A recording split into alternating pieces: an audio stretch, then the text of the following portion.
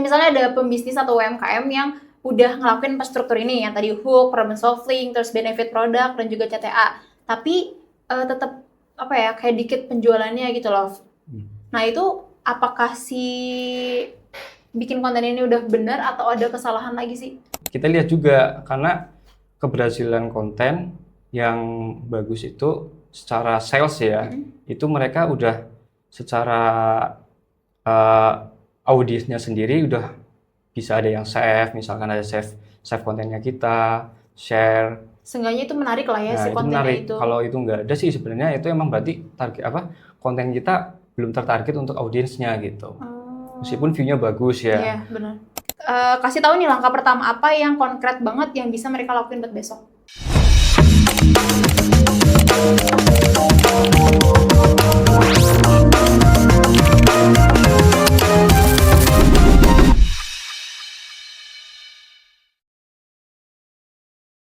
Halo, balik lagi sama aku Vira sebagai host di channel Ngobrolin Bisnis. Di episode kali ini aku kedatangan sama kreatif director, betul? Ya. Oke, kreatif director. Boleh kenalan dulu, Mas? Halo, nama aku Risma. Di MJO aku sebagai kreatif director. Kira-kira udah berapa lama nih, Mas, ngurusin kreatif director ini? Kurang lebih sekitar belum lama sih, 3 tahun lah paling. 3 tahun lama, Dor. Masa cuma sebentar, lama itu? Oh iya, lama. Udah berapa banyak tuh Mas megang klien-klien buat konten-konten kayak gitu? Yang udah Mas pegang sendiri? Kalau klien yang sudah aku pegang sih ya selama 3 tahun ini ya. Ya. Ya kurang lebih ya sekitar 100 lah. 100? 100-an lah gitu. 100-an? Nah, Pasti itu berbeda-beda ya kliennya ya, Mas? pasti beda-beda. Pasti kan klien kita yang udah kita handle itu lebih banyak ke F&B, F&B, fashion. Nggak jarang juga kita juga menangani klien-klien seperti develop perumahan gitu ya. Terus arsitek juga pernah. arsitek. Kontraktor juga pernah gitu. Itu berarti berbeda-beda banyak banget ya? Beda-beda. Nah, kalau UMKM berarti F&B termasuk UMKM masuk gak Mas ke F&B?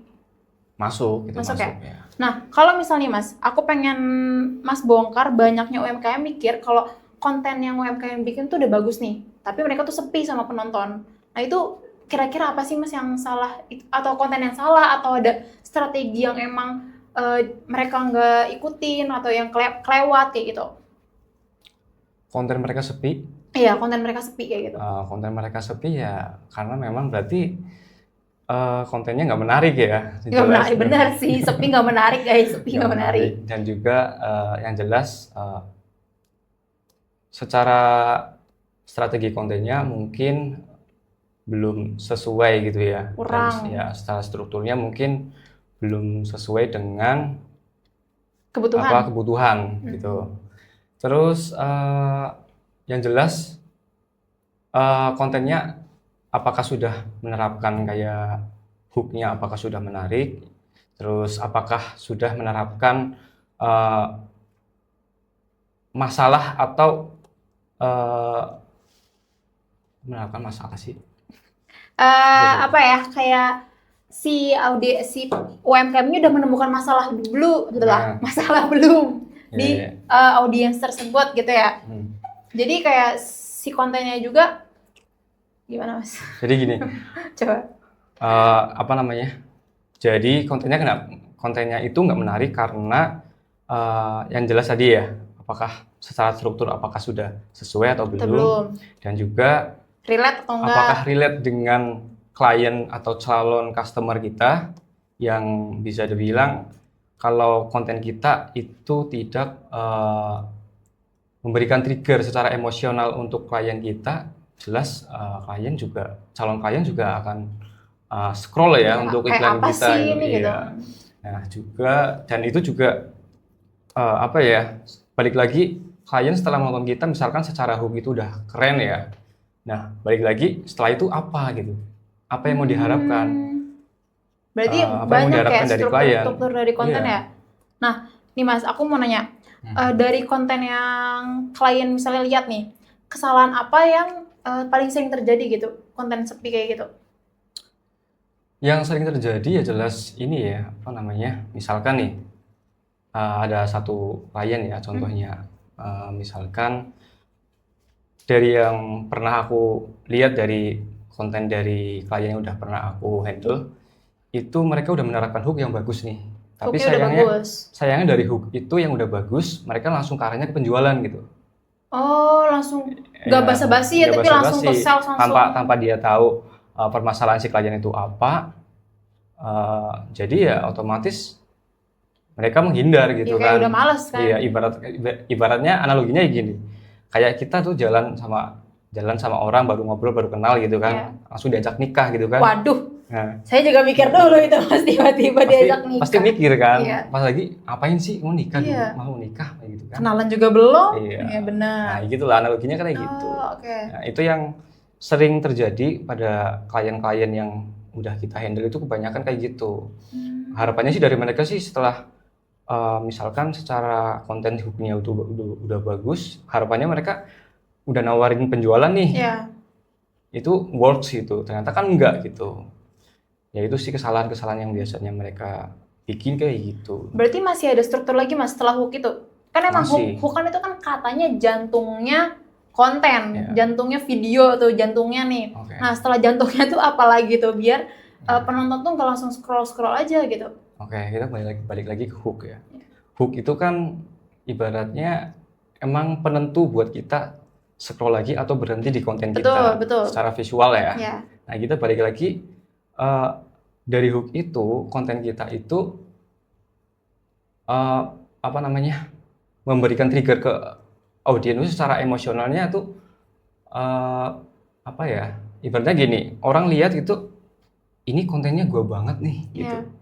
Nah, itu kan udah ada target tuh. Ya. Maksudnya kita udah kena satu nih ya. menerapkan permasalahan yang audiens hadapi gitu kan. Nah, selanjutnya itu kita berikan sebuah solusi. Solusi. Nah, setelah problem, solusi. Solusinya apa? Dari produk kita. Oh. Nah, produk itu sebagai solusi.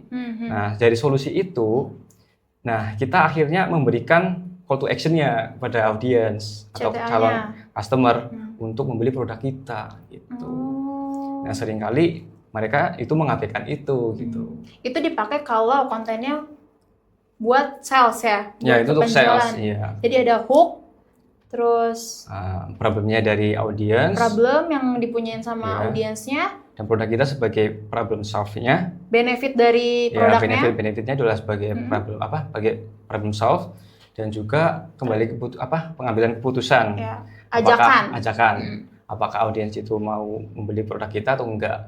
Itu actionnya kayak gitu. Oke, ada 4 guys. Ada hook, ada juga problem solvingnya, terus ada benefit dari produk yang kalian jual, dan yang terakhir ada ajakan. Dan tentunya keempat ini nggak juga asal-asalan ya Mas, maksudnya isinya juga harus sesuai ya. Iya. Nggak cuma yang kayak udah struktur, terus cuma tahu strukturnya doang, tapi nggak tahu pembuatannya juga kan. Iya.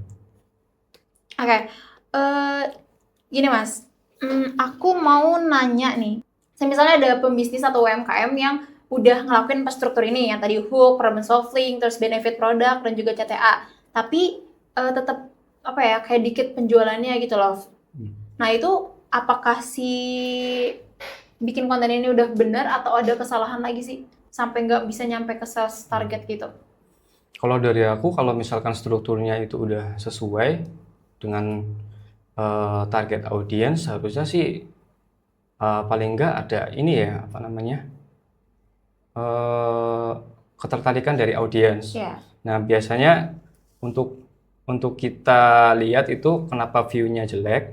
Nah, kita lihat juga apa yang menyebabkan kontennya itu nggak ada view gitu ya. Nah, kita lihat juga dari hook-nya. Dari hook-nya apakah Balik sudah lagi ke menarik? hook ya. Iya, kembali lagi ke hook.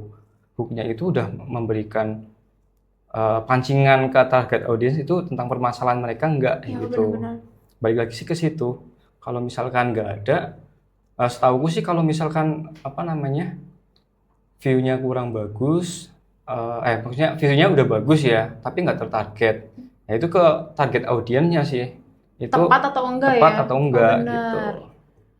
Jadi nggak cuman kontennya doang bagus, tapi si target audiensnya ya harus diinin lagi, Iya, dilihatin lagi. dan kita juga breakdown juga nih, apakah dari konten-konten yang view-nya bagus ini itu udah ada yang namanya save kontennya, terus apa namanya sharing Share. gitu kan. Nah, itu kita lihat juga karena keberhasilan konten yang bagus itu secara sales ya, itu mereka udah secara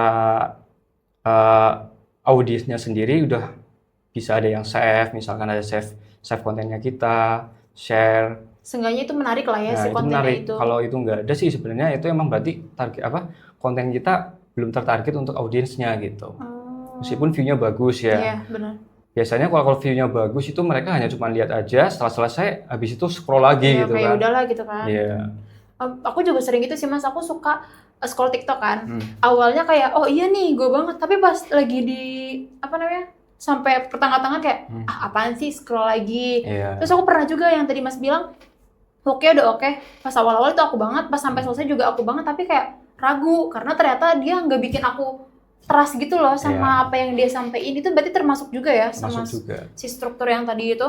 Oke Mas, nih aku mau tanya nih, banyak yang bilang kalau yang penting tuh viral dulu untuk para pembisnis sama UMKM ya. Itu baiknya emang si mitos itu bener atau enggak sih, kayak yang paling penting viral dulu, penjualan mah nyusul?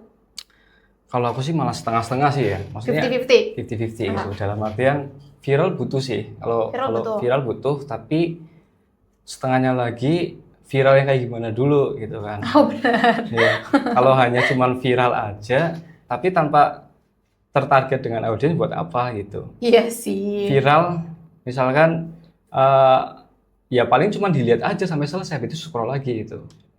Tapi kalau kita kasih konten yang viral, tapi viralnya tertarget untuk target audiens, secara visual bagus, nah itu kan mengarahkan ke audiens ke produk kita gitu. Walaupun viral juga itu nggak berpengaruh gitu. Ya kalau cuma hanya cari viral ya juga percuma gitu. Kalau kita targetnya adalah sales, tapi hanya untuk mencari viral tanpa tahu apa maksud dan tujuan dari kita untuk audiens buat apa gitu. Tapi itu juga bagus nggak sih Mas buat sosial media? Bagus buat sosial media tapi nggak bagus buat penjualan kan, berarti kayak gitu. Kembali lagi ke diri kita masing-masing ya. Iya sih. Kita bikin konten itu untuk apa gitu? Apakah hanya untuk mencari viralnya aja, atau kita tujuannya untuk berbisnis? Kalau berbisnis menurutku hanya viral aja itu nggak cukup sih. Terus aku mau nanya lagi nih Mas. Udah yang tadi kan masalah viral penjualan kan ya itu 50-50 ya, POV dari Mas. Tapi ada juga mitosnya nih, banyak UMKM ngerasa kontennya jelek karena kameranya jelek. Bener atau enggak? Kualitas kayak gitu? Enggak sih. Oh enggak juga? Enggak. Kalau menurut aku sih kalau kamera jelek ya, kembali lagi nih, kita bikin konten yang bagus itu kembali lagi ke strukturnya ya. Yang tadi ya? Yang tadi, balik lagi ke struktur. Oke lah, kalau misalkan kamera itu bagus ya, itu nilai lebih sebenarnya. Bonus lah ya. Bonus. Kalau misalkan kita bikin konten-konten yang misalkan kita pengen fokusin ke produknya nih, nah itu kan juga eye-catching juga ya sebenarnya. Betul. Tapi itu bukan jadi keharusan bahwa konten yang kita bikin harus kameranya yang bagus gitu. Itu biasanya malah jadi kendala buat para UMKM untuk bisa mereka membuat konten. Gitu. Malah jadi kendala buat mereka, kontennya aku belum dulu lah misalkan ya, karena kameranya itu belum pro banget gitu. Jadi mereka menunda-nunda itu malah jadi permasalahan secara ini kendala lah, kendalanya sebenarnya bukan jadi kendala gitu, dalam artian masih bisa pakai cara lain sebenarnya kan, dengan kamera seadanya juga kan. Apalagi sekarang kayak misalkan kamera atau HP yang harga 1 jutaan pun sebenarnya udah proper ya untuk bikin konten yang keren gitu ya. Balik lagi ke konsep semula, kalau misalkan strukturnya itu udah keren, nah itu mau kamera apapun ya juga itu udah keren juga gitu menurutku. Balik lagi ke isinya ya. Iya, balik lagi ke isinya. Kalau misalkan ibaratnya gini, kalau bikin konten yang tidak sesuai struktur tapi kameranya bagus nih. Sama dia yang kameranya biasa aja tapi struktur kontennya tuh keren tuh, bagus. Nah, itu aku mending yang apa HP-nya biasa aja, atau kameranya biasa aja, tapi secara struktur itu bagus, Ada isinya ada ya. isinya, Iya. dan itu bisa tertarget ke audiens, itu menurutku lebih bagus sih. Iya benar. Tapi bukan berarti yang punya kamera bagus itu ini ya, apa namanya? Gak bisa buat bikin itu juga. Nggak bisa apa maksudnya kalau punya kamera bagus itu nggak bisa bikin konten yang bagus gitu. Bukan kayak gitu juga Iya. sih sebenarnya sih. Ya intinya kamera bagus bisa bikin Ya. konten yang bagus juga, tapi yang kamera nggak bagus juga bisa juga gitu, asal tahu isi dari konten-konten yang ingin dibuatnya gitu guys maksudnya. Oke Kak, nah jujur nih ya Kak, setelah dikasih framework ini sebenarnya orang-orang tuh masih nggak sih perlu pakai jasa MJO atau kayak udahlah bikin sendiri aja? Perlu banget itu. Perlu banget. Yang jelas. Semangat nih. Ya jelas. Yang jelas ya butuh banget ya. Ya itu kan ibaratnya MJO ada kan karena kita mencoba untuk berusaha memenuhi kebutuhan para UMKM ya. Betul. Apalagi dengan pertumbuhan zaman sekarang, di mana UMKM itu kalau pengen bisnisnya lancar gitu ya, pengen bisa bersaing dengan pebisnis yang lain, lebih growth lagi. ya itu harus jangan lepas dari digital, apalagi digital marketing gitu ya. Nah, kita membantu para UMKM yang belum go digital untuk bisa go digital dan membangun brandnya meningkat dan penjualannya laris kayak gitu. Oke, tetap perlu pakai ya. Makasih aja. sih. Nih buat yang habis nonton ini nih, misalkan tadi dapat insight tuh, banyak kan struktur-strukturnya juga. Nah, terus dia tuh sadar nih, oh pantas konten gue sepi gitu kan. Nah, Mas ada nggak kasih tahu nih langkah pertama apa yang konkret banget yang bisa mereka lakuin buat besok? Setelah habis nonton ini, oh gue harus ini nih gitu. Langkah pertama dari aku ya, POV Mas Isma. dari POV aku ya, kalian kontrol lagi nih konten-konten kalian yang view-nya jelek tuh. Kalian kontrol lagi, kira-kira tuh jeleknya kenapa? Evaluasi ya. Evaluasi, maksudnya jangan bilang secara overthinking kalian tuh, ini kontenku jelek-jelek, apa karena memang produkku yang jelek ya, gitu kan. Tapi kalian cek juga secara konten kalian itu udah maksimal belum, apakah sudah tertarget atau belum. Dari kalian mengecek dari konten-konten yang kurang bagus itu, cek secara hooknya itu seperti apa, terus apakah sudah tertarget dengan permasalahan audiens, dan apakah sudah memasukkan benefit dari produknya sebagai problem solving gitu kan. Habis itu apakah sudah memberikan CTA yang menarik, atau menurut aku sih masih banyak ya, kayak misalkan klien yang memiliki konten-konten dengan call to action-nya itu dikasih pilihan gitu, opsi. Kayak misalkan ke DM, kayak misalkan ke WhatsApp, atau ke follow. Itu mereka malah jadi bingung gitu kan. Pilihlah salah satu dari beberapa itu. Jangan jangan semua. Jadi tegas aja, kalau misalkan WhatsApp aja semua gitu. Maksudnya kayak gitu sih. Lebih ke evaluasi kontennya dulu sih, sebelum kita memutuskan ini kontenku jelek berarti emang produkku kan jelek. Jangan seperti itu. Belum tentu produknya jelek, tapi struktur dari konten tersebut. Kita evaluasi dulu. Terakhir nih Mas, pesan-pesan buat pembisnis yang udah capek banget konten tapi masih terus kayak sepi, nggak ada hasilnya lah dari hasil konten itu. Nah, apa yang mau Mas sampaikan? Oke, untuk para UMKM dan para pebisnis owner ya, teruslah berusaha untuk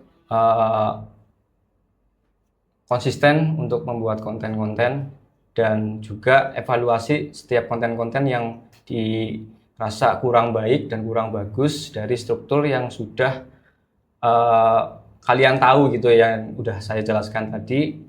Dan jangan terlalu pesimis bahwa produk kalian itu nggak bagus, tapi kan belum tentu juga dari produk kalian yang nggak bagus. Bisa jadi dari struktur konten kalian yang belum sesuai standar atau belum sesuai target audiens. Paling itu sih.